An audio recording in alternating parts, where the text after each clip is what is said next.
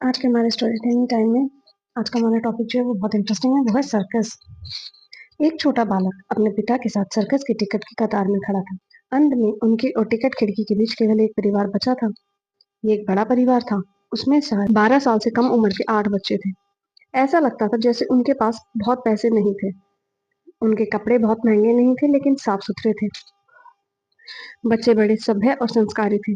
सब के सब अपने माता पिता के पीछे हाथ पकड़े दो दो पंक्ति में खड़े थे। वे रोमांचित होकर विदूषक हाथी और दूसरे कारनामों के बारे में बात कर रहे थे, जो वे उस रात देखने वाले थे। ऐसा प्रतीत होता था जैसे वे पहले कभी सर्कस देखने नहीं गए हों। निश्चित ही ये उनके जीवन की महत्वपूर्ण घटना साबित होने वाली थी। माता पिता के सिर गर्व से ऊंचे थे। माँ ने अपने पति का हाथ थामा हुआ था और उसकी तरफ इस तरह देख रही थी जैसे कह रही हो, चमकते हुए कवच में तुम मेरे शूरवीर हो। पति उसे देखकर गर्व में आनंद लेते हुए मुस्कुरा रहा था, जैसे कह रहा हो, तुमने सही कहा। टिकट देने वाली औरत ने उससे पूछा कि उसे कितने टिकट चाहिए।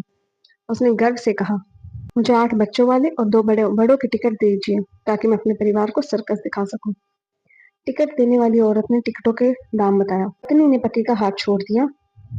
उसका सिर झुक गया। आदमी के होठ कांपने लगे। पिता ने थोड़े पास झुककर पूछा, कितना कहा आपने?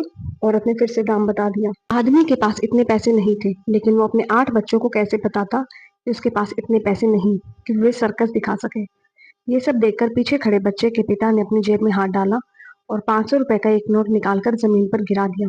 फिर उसने नीचे झुककर नोट उठाया और आदमी का कंधा थपथपाते हुए कहा, जरा सुनिए, ये आपकी जेब से गिर गया था।